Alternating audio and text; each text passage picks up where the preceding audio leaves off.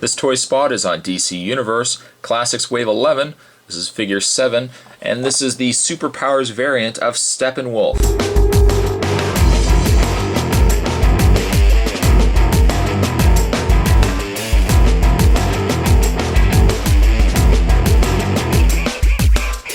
As you can see, first time in 6 inches. The other time this figure was released was in the 80s Superpowers line. And while I did not actually have this figure, I remember going to Kmart when I was younger, and I remember seeing this figure on the pegs many moons ago. Friend of mine, very good friend of mine, actually has a substantially large Superpowers collection. And he has the Steppenwolf here as well. Before we actually get more into the figure, we'll look at the packaging. As you can see, there's Steppenwolf down below, a little picture of him. Or it could be Worf. Kind of looks like Worf as well. Standard back card on it, on the figure, the yellow and the orange carded backing. Now this figure does not include a piece of Kilowog. Also, if you've seen my reviews, you'll see that Kilowog has already been assembled anyways. This particular figure comes with a figure stand. On the back of the packaging, the other figures in this wave, Kamatui, there's Shark, Deadman, John Stewart, Question, Cyborg Superman, and then Steppenwolf. The biography on Steppenwolf says, Uncle of Darkseid, the ruler of the warlike planet Apocalypse, Steppenwolf commanded the Apocalyptan military, looking to bring about a war between Apocalypse and its sister world, peaceful New Genesis. Darkseid suggests that Steppenwolf travel to New Genesis and hunt its residents for sport. In implementing the plan, Steppenwolf killed the wife of New Genesis ruler Zaya. War commenced, and Steppenwolf was slain by Azaya. Darkseid later resurrected Steppenwolf and placed him in charge of the planet's military once more. First appearance, New Gods number 7, 1972. Real name Steppenwolf. Occupation, military commander. Base of operations, Apocalypse. Powers and attributes, superior strength and speed. Cable snare weapon, fires energy beams. Expert swordsman, wields electro axe. One thing as well, I was going to say something, but what we'll do is we'll get the figure opened up. Now you're going to be wondering what I was going to say. What we'll do is we'll get the figure opened up, and we'll get a better look at the Superpowers variant of Steppenwolf.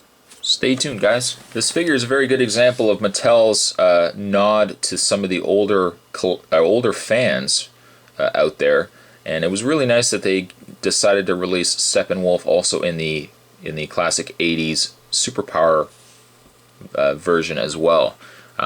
Not everyone, granted, I'm sure will recognize this figure if you're, in your teens or in your early 20s. But certainly if you're in your late 20s, early 30s, like myself, you will recognize this figure quite a bit.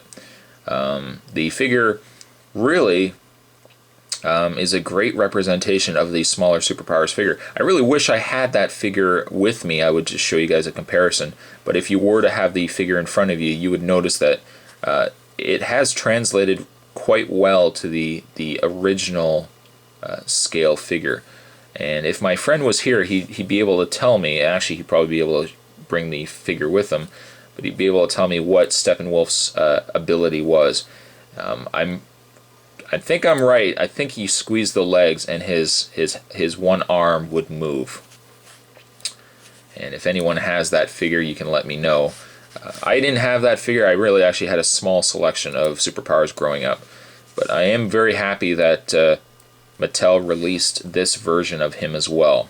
It's not the Steppenwolf I will have on display with the Build-A-Figure of Kilowog, the Parademons, or at least the modern Parademons, and Darkseid.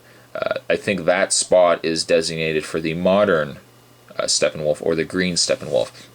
But this figure I would put probably on display with the red Parademon, which was also the Superpowers Parademon. And I will likely put this guy on display as well with possibly the classic Firestorm, and maybe start building up a Superpowers line. In fact, if you watch my review of the much hated DC Superheroes Brainiac, which was the metallic Brainiac. He also could be, you could also put him in this line as well and have them all on display. Stories aside, let's have a look at the figure. The accessory that he does come with, really, actually before we look at the figure, the accessory he comes with is a stand. And I know some people are outraged the fact that they bring stands in, and I might actually have to agree to some extent. I like the fact that they brought the stands in for some of the characters that have problems standing. Steppenwolf necessarily isn't one of them, but you can put them on display, and they're probably a little easier to put into dynamic poses if you've got the stand to work from. If you go to mattycollector.com, you can actually purchase, I believe, about 25, it's a pack of 25 of these stands, which I might end up doing because I know some of the, especially the female characters, some of the female characters don't stand very well on their own. So I will probably get more of these so I can have them on display, and then I can put them in a little more exciting poses.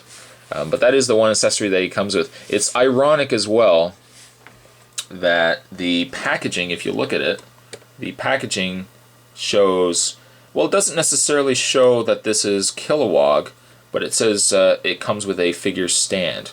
It doesn't work for Kilowog, however, because first of all, Kilowog's legs, if I bring him in, Kilowog's legs are very wide and very large, actually. Also, Kilowog has no foot plugs, and I mean, really, it wouldn't work anyways because his foot is about the size of the stand. So, not really intended for Kilowog, though I suppose by packaging it was badly advertised. But yes, it is good that you can have these for the figures on display. Stand aside, let's put him there, put that there. The figure, his other accessory he includes is the axe. And the axe is a rubbery plastic, so the young children won't hurt themselves. I'm just trying to take it out of his hand here. The axe you can also peg into the back of his backpack here, which is not removable from the looks of it. The only downside too is the fact that you can't remove his axe. It looks like there's a tube in there, but if I pull that out and it's meant to be in there, I'm not going to get it back in. So you can either have the axe pegged into his backpack, or you can actually have him holding his axe too. I will very likely just have him holding his axe, but we'll put it in his backpack for the time being, just so you guys can, so I can show the figure a little nicer and the axe won't get in the way. The figure is nice. I find the head is a little loose on this figure. But he's got all the same traits that the Superpowers had: the black spikes, the red, the boots. Everything again has been translated well over. He's got the black eyes with the red pupils. He's looking to the side there. In the way of his articulation, he has interesting articulation in the fact that he has the standard ball-jointed shoulders, but the shoulder pads, they've actually moved further down, and the shoulder pad is attached to the slot in the ball and socket joint, or the pin and socket joint. So actually, when you move the arm, you're not just moving the arm, but they've cleared it so that the shoulder pad won't butt into this, and you can still get a pretty good range of movement. He has the jointed elbow. You can rotate the hand. You can move the torso, but the strap that he's sporting here kind of gets a bit in the way. You can rotate the waist. Again, not really by much though, just because of the way everything is attached to one another. You can move the leg in and out, back and forth, in and out. You can rotate the thigh, you can bend at the knee, and you can bend at the foot. While this isn't necessarily the figure that, while this isn't my favorite Steppenwolf, I like the green one better, just because it goes with more the theme of their other characters. This is a great pickup. and a great service and a great nod to some of the older collectors out there. Great job, Mattel, for releasing this.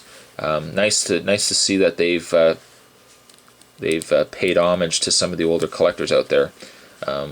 I give this figure, while it's not necessarily the Steppenwolf I'm going to put on display, I'm going to give this figure nonetheless a solid 8. And if you're a Superpowers collector when you were a kid, this to me is a no-brainer. Definitely worth picking this guy up. That was a toy spot on the DC Universe Wave 11. This was the Superpowers variant of Steppenwolf. And stay tuned for the remaining reviews of DC Universe Wave 11 figures. Well, there's only one. Actually, there's two if you want to count Kilowog. But much more to come, guys. Stay tuned for that, and I'll see you guys next time. Later.